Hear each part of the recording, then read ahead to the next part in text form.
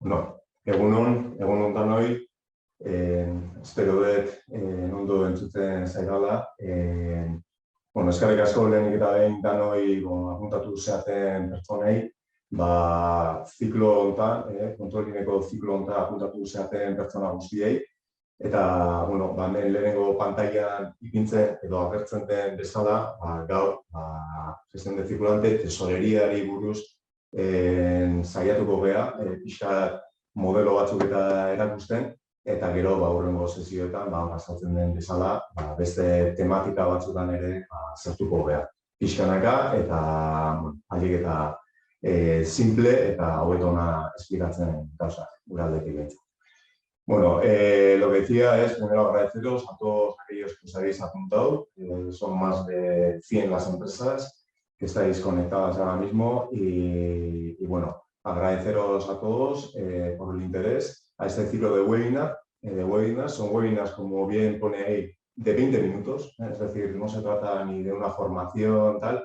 Si alguien lo considera como formación, pues en todo caso sería como mucho una formación express o una mini formación. No es formación, es un poco la idea de pues hacer un poco una pequeña reflexión rápida de cada uno de los temas que vamos a ir analizando en estas 4 sesiones y sobre todo haciendo o respondiendo a esa pregunta que lo tenemos ahí subrayada con cómo lo hacen otros, ¿no? Porque en muchas ocasiones cuando nosotros desde el Cargill, pues estando con la cantidad enorme de empresas con las que estamos, suele ser bastante habitual que las empresas pues, nos pregunten, oye, ¿y esto cómo lo hacen otros? ¿No?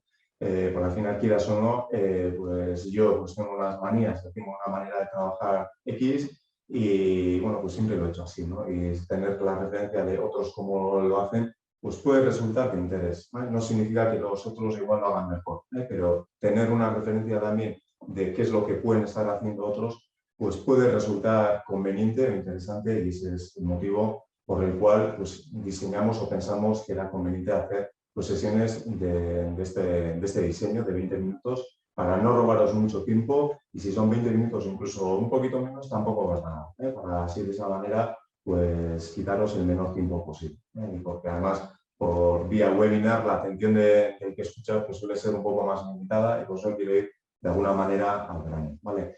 Bueno, entonces, entrando, bueno, primero presentarme, soy como aparece ahí Mikel Ansoalde, consultor financiero del Cargill. Tenéis aquí en mi dirección de correo electrónico, luego podré enseñar esta pantalla.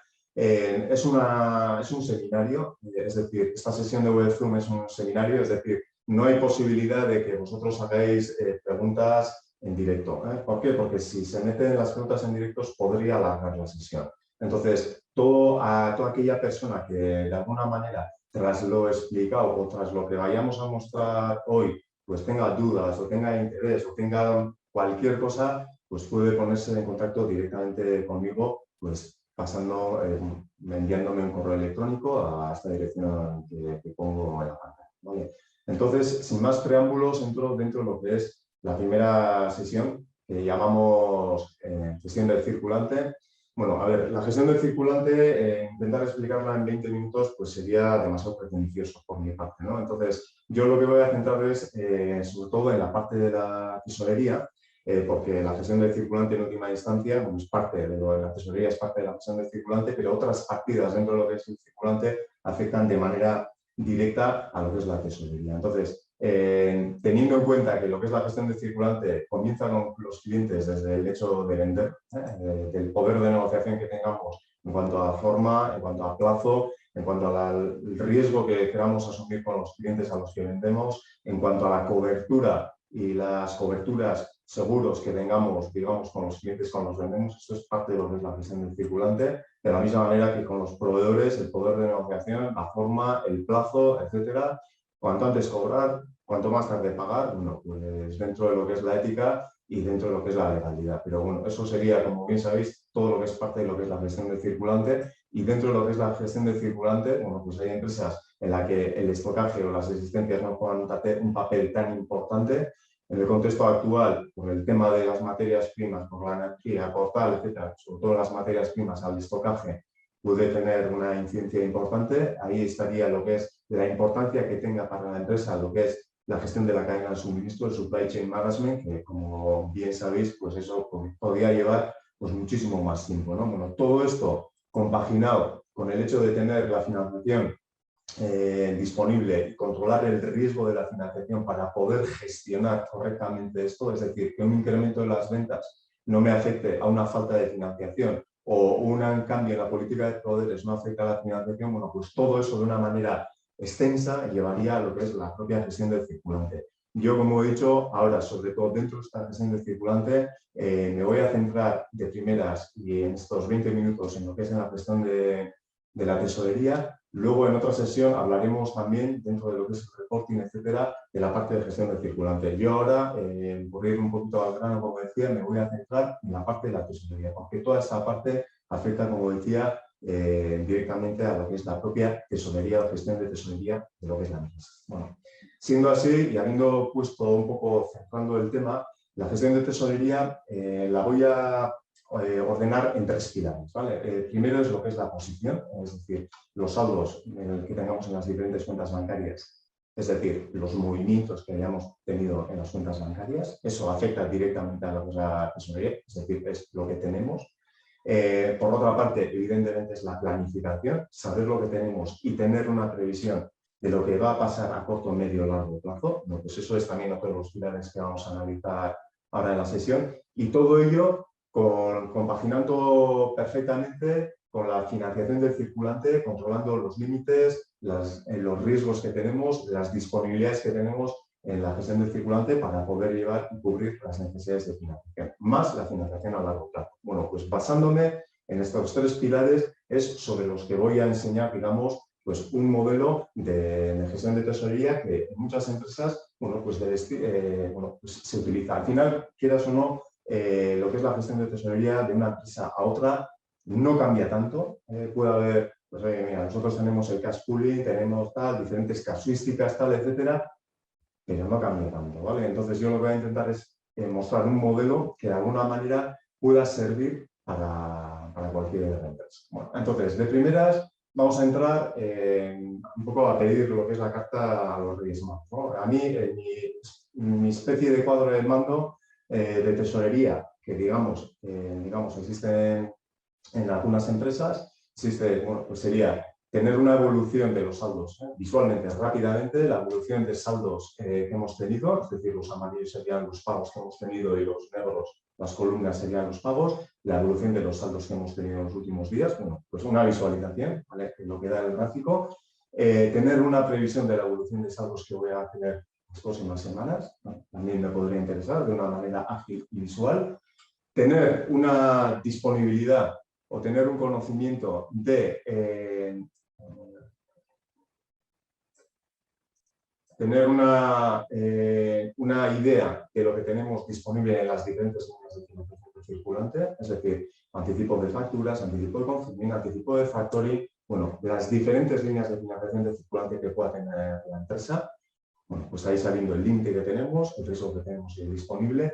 Y en este momento, pues de toda la financiación que tengo disponible, es decir, de lo que está aquí en azul, bueno, pues el 24% lo tengo disponible en las cuentas de crédito, un 33% en el anticipo de facturas, para la financiación de proveedores, etc. Es decir, un primer vistazo rápidamente de cuál es la posición, qué previsión a corto plazo de una manera básica lo que tenemos y las disponibilidades que tenemos. A partir de aquí empezamos a ir un poquito más en detalle a lo que realmente podríamos necesitar. Entonces vamos a entrar en lo que llamamos lo que es la posición. Decíamos los 3 pilares que decíamos en la posición. Bueno, la posición que es saber lo que tenemos, ¿vale? Entonces, saber lo que tenemos en las diferentes cuentas. Aquí en el ejemplo muestro un grupo de empresas que está compuesta por 3, la empresa 100, 200 y la empresa 300, diferentes cuentas en diferentes entidades bancarias y a día de hoy, es decir, estamos a día 22, pero con movimientos hasta el día 21, los saldos que tenemos en las diferentes cuentas, ¿vale? De tal manera que yo en un momento determinado que quiero ver los saldos que tengo en CaixaBank, bueno, pues más que esto tampoco necesito. Es decir, es saber lo que tengo ahora mismo, saber el detalle de los movimientos bancarios que he tenido en los últimos días en esta cuenta en concreto de CaixaBank y la evolución de saldos que haya podido tener esa cuenta en los últimos días, ¿vale? Puedo visualizarlo a nivel de empresa, a nivel de cuenta bancaria o como quiera, ¿no? Pero al final, ¿qué es lo que tengo y el detalle de lo que ha podido pasar en los últimos días? Para tener una visión de cuál es mi posición en cada uno de los bancos, en cada una de las empresas o en el total del grupo de la empresa. Esto prácticamente es válido para todas las empresas, mayor o menor, pero tener una idea de lo que es la evolución de saldos y tener el detalle de una manera ágil y rápida de lo que tenemos en cada cuenta bancaria. Bueno, cuando estamos hablando de esto, claro, al final los datos no vienen por arte de magia, o sea, los datos tienen que llegar de alguna manera, ¿no? Entonces, aquí en la parte de la izquierda, lo que tenemos, veis, importación, CSV43, MT, Excel. CSV43 es la normativa 43 de movimientos bancarios, el MT son los ficheros internacionales o incluso, digamos que, bueno, me descargo los ficheros en un Excel y luego los cargo, ¿vale?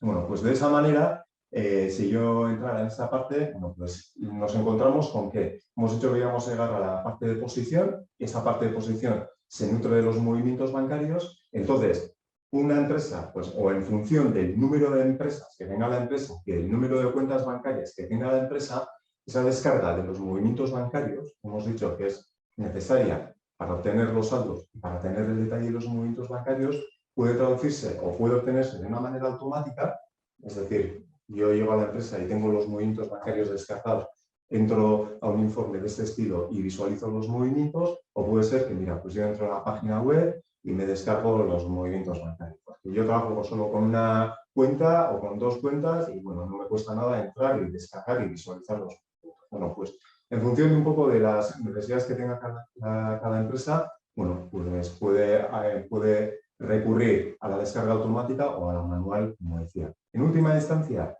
de una manera o de otra, para el tema de la posición de saldos en las cuentas, mucho más que esto, no necesitaríamos saber lo que tenemos y tener un poco la evolución que hemos tenido en cada una de las cuentas, ¿vale? A partir de ahí, bueno, luego ya, como hemos dicho, podemos ir incorporando más cosas. En una empresa necesita, pues, separar aquí, pues, por empresa, por tal, etcétera, diferentes tipos de cosas, pero una visualización rápida, mucho más que esto, no necesitaríamos.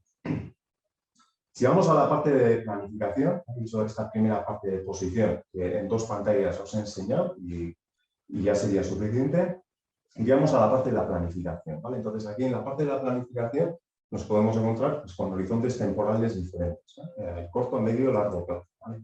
Bueno, pues volviendo aquí al menú inicial, si yo le doy aquí a la planificación, bueno, cuando estamos hablando de planificación, estamos hablando de planificar, hacer previsiones para visualizar un poco lo que es la tesorería a futuro, a corto, a medio o a largo plazo, ¿no? Entonces, antes que eso, lo que sí es importante es de alguna manera definir, bueno, pues yo qué estructura le voy a dar a mi presupuesto de tesorería, ¿eh? Es decir, al final, yo qué tipo de cobros, pagos distingo dentro de lo que es mi empresa, ¿eh? Entonces, a partir de ahí, luego lo vamos a visualizar y lo vamos a mirar con datos. A ver, yo personalmente soy partidario de que un informe de tesorería tiene que ser como una especie de cuadro de mando en el que con un simple vistazo y en una pantalla tenga una idea de cuál es mi posición, de cuál es la previsión que tengo, de las necesidades de financiación que pueda tener y pueda tomar decisiones con ellas. Si los datos nos salen, como veremos ahora, de manera automática, luego está el hecho de poder hacer el doble clic para que me den más información. Pero que lo que es el informe para la toma de decisiones no sea de 80 líneas desplazándome hacia arriba, hacia abajo, etcétera, sino de una manera agrupada poder visualizar lo que es el informe. En este caso, luego ahora os enseñaremos el modelo, pero básicamente sería, como viene en la pantalla, partiendo de un saldo inicial, que es la posición que hemos visto antes, le voy restando los pagos, ¿vale? Bueno, estos son ya un poco, pues, manías o las maneras que uno puede tener de diseñar lo que es el informe de tesorería. A mí me suele gustar diseñarlo de esta manera, es decir, quitarle lo que son las previsiones de pagos, es decir, de proveedores bien nacionales, bien extranjeros. Mira, es que yo no tengo extranjero, no hay línea de extranjero. Tengo proveedores nacionales por forma de pago, tal, etcétera, proveedores de extranjero. Pongo el tema de proveedores de extranjero porque en un momento determinado, luego veremos, hay empresas que utilizan lo que es la financiación de importaciones, es decir, retrasan, digamos, el pago de proveedores extranjeros, etc. Entonces, dependiendo de la necesidad, pues puede tener interés en poder meter una línea adicional como puede ser proveedores de extranjero, etc. Siguiendo un poquito, proveedores nacionales, proveedores extranjeros, pagos de estructura habituales en todas las empresas, los pagos de financiación de circulante. Los pagos de financiación de circulante sería como consecuencia de decisiones de financiación que yo adopto, voy a anticipar esta factura, voy a anticipar este factoring, etcétera. Luego, posteriormente, viene también la previsión de cargo de lo que es la cancelación del anticipo de facturas o la cancelación del anticipo de factoring, etcétera. Por lo tanto, surge o puede surgir una previsión de pagos de financiación de circulante. Y además también tenemos el bloque de pagos de financiación a largo plazo. Los pagos de financiación a largo plazo, bueno, pues las diferentes líneas de financiación, de préstamos, leasing, renting, etcétera, que podamos tener. Bueno, con todo eso llegamos a la línea 6 y a partir de ahí tenemos la parte de cobros. Cobros, en este caso, por forma de cobro, para diferenciar lo que es la calidad de deuda y para poder gestionar lo que vamos a ver ahora, que es la financiación de circulante. Con todo eso nos llegaríamos a la parte del 9, que es saldo de tesorería antes de financiación, y aquí vamos a jugar con lo que es la financiación de circulante. Bueno, eso lo veremos ahora. Lo que quería es, de alguna manera, es importante definir cómo vamos a ver el informe de tesorería y esto cómo lo vamos a alimentar. Bueno, pues aquí, como bien sabéis, dentro de esta partida, dentro de esta estructura de lo que es las previsiones de cobros y pagos, hay una parte importante de previsiones que vienen de previsiones de pagos de facturas. Y esas previsiones de pagos de facturas las tenemos en nuestro propio ERP. Entonces, de alguna manera, si yo quiero automatizar y quiero obtener mi presupuesto de tesorería, lo que es la importación de facturas pendientes de cobro y pago, pues sería necesario. A su vez, también puede haber, como decíamos aquí, pues por ejemplo, los pagos de estructura de nóminas, seguros sociales, IVAs, etcétera. No hay ningún tipo de soporte de factura, no hay ninguna previsión en IRP, etcétera. Entonces, en ese caso, para esas previsiones que llamamos manuales, se pueden crear o se crean, digamos, en las diferentes empresas modelos para poder introducir previsiones de alguna manera manuales que vayan al presupuesto de tesorería, ¿vale? Entonces, aquí lo que vamos a tener es una parte, habiendo definido la estructura, una parte de datos de facturas dependientes de cobro y pago importante que va a llegar de lo que es del ERP, de nuestro programa de gestión, otra serie de previsiones manuales que podamos meter nosotros y luego veremos la parte de financiación, de cuadros de amortización, de financiación a largo plazo, etc. Bueno, habiendo explicado esto, lo que es la parametrización, si yo entro, por ejemplo, en el informe a medio plazo, bueno, pues aquí pues me sale, digamos, ya, vamos a suponer un informe con la estructura que hemos definido ahora y me sale un informe a medio plazo, es decir, a 3-4 meses vista, en el que aparecen una serie de datos, ¿vale? Entonces, aquí lo más importante, en la medida en la que supongamos que este informe sale de manera automática, bueno, está bien que salgan los datos de manera automática, pero está bien saber esos datos de dónde vienen, ¿vale? Y tener en cualquier momento posibilidad de ver la trazabilidad y ver de dónde viene. Entonces, por destacar algunas partidas que aparecen en este informe. Si vamos aquí y subrayo los 83.000, era el saldo inicial. Esta era la parte de los saldos que teníamos en los diferentes cuentas, ¿vale? Es lo que decía, pues en cualquier momento me sale este informe, la posibilidad de hacer el doble clic y me da el detalle de ese dato de dónde viene. Otra parte importante, desde mi punto de vista, suele ser que más allá, estamos en marzo, toda esta parte de marzo, las columnas de la derecha sería la previsión a futuro, pero vemos que aquí hay una primera columna que es vencido, es decir, serían todas aquellas facturas que están vencidas, como dice la palabra, pero que por algún momento, por algún motivo en particular, o no las hemos pagado o no las hemos cobrado, ¿no? Entonces, de tal manera que en un momento determinado diga, pues estos 52.000, ¿qué son, no? Pues de la misma manera que para el desglose del banco de los 83.000 hemos hecho un doble clic y me aparecía, pues aquí de una manera ágil, pues viendo y haciendo esos 52.000 que son, bueno, pues pueda visualizar rápidamente esas previsiones que son. Y así, en cualquier celda, de manera ágil, entrar aquí, visualizar lo que es el presupuesto de tesorería, hacer doble clic en cualquiera de ellas y que me dé el detalle. Por eso decía inicialmente que no tengo no tengo necesidad de tener aquí en el informe 80 líneas para ver mi posición, sino teniendo un informe ordenado y agrupado en en este tipo de agrupaciones, luego ya tendré todo el tiempo del mundo para hacer doble clic en cualquiera de ellas y ver qué facturas, de dónde vienen, etcétera, etcétera. Bueno, ¿qué es lo que tenemos aquí? Por seguir adelante. Hemos visto la posibilidad de ver el saldo inicial, la posibilidad de hacer esa trazabilidad. El tema es que lo que estamos visualizando en este informe es, en este caso, esta empresa que partía con este saldo de los 83.000, con las previsiones de pagos que tiene, con las previsiones de cobros que tiene, pues el saldo de tesorería antes de financiar es de menos 71.790 euros.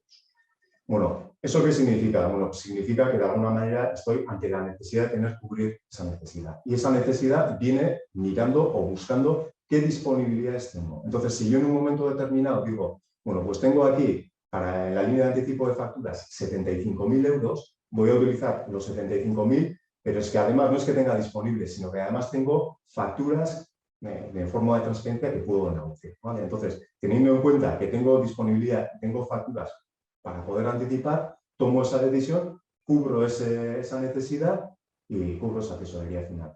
¿Qué es lo que tenemos? Que el disponible en la línea de anticipo de facturas me ha disminuido. El cobro de clientes sigue siendo el mismo porque el cliente me seguirá pagando por transferencia, pero sufre una cancelación del anticipo de facturas que antes, perdón, no teníamos, ¿no? Entonces, esto para cualquier línea de financiación, tirando de las cuentas de crédito, tirando del anticipo de factoring, tirando tal, es, digamos, sobre el cual me podría basar para tomar mis decisiones, ¿vale? Esto no tiene por qué cambiar mucho de una empresa grande a otra pequeña, porque al final es controlar lo que tenemos de una manera ágil, controlar las líneas de financiación y tomar ese tipo de decisiones, ¿vale? A partir de ahí, bueno, pues uno puede decir, bueno, pues ahora si quiero ver la previsión a largo, bueno, pues en la previsión a largo, bueno, ya manías de uno.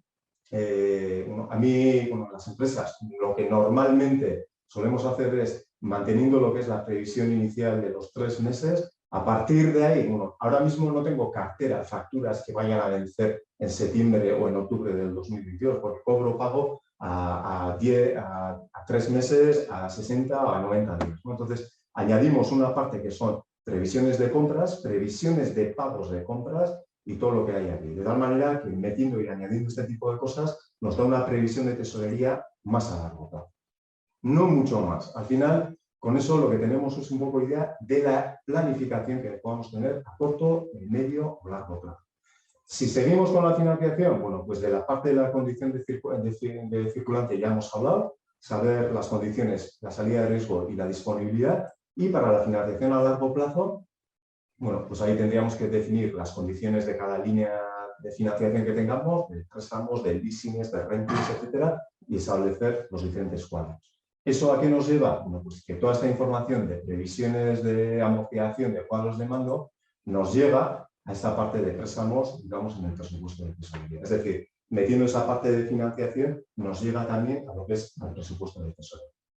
Bueno, con eso nos llega, digamos, hemos hablado de lo que es la parte de movimientos real, la parte de previsiones, y puede darse el caso de que en algunas empresas necesiten también llevar la conciliación. Hasta ahora no he hablado de la conciliación, he hablado que los pilares eran la parte de posición, la parte de planificación y la parte de financiación. Ahora, para aquellas empresas que tengan un volumen de movimientos bancarios importante, se puede añadir también lo que es la parte de conciliación, para aligerar tareas y controlar mejor. Entonces, en este caso, la conciliación, ¿qué sería?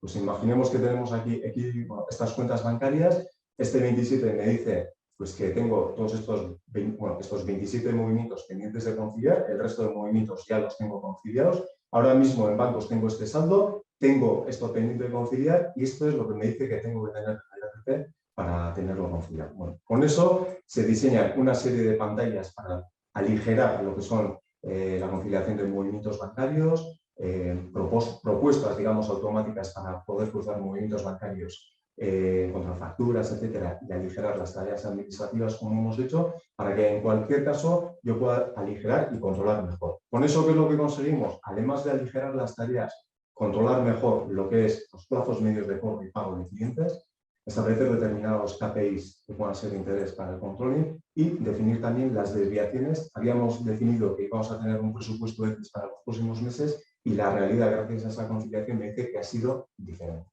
Vale, bueno, con todo ello, he llegado al final de estos 20 minutos, de hecho ya me estoy pasando alguno,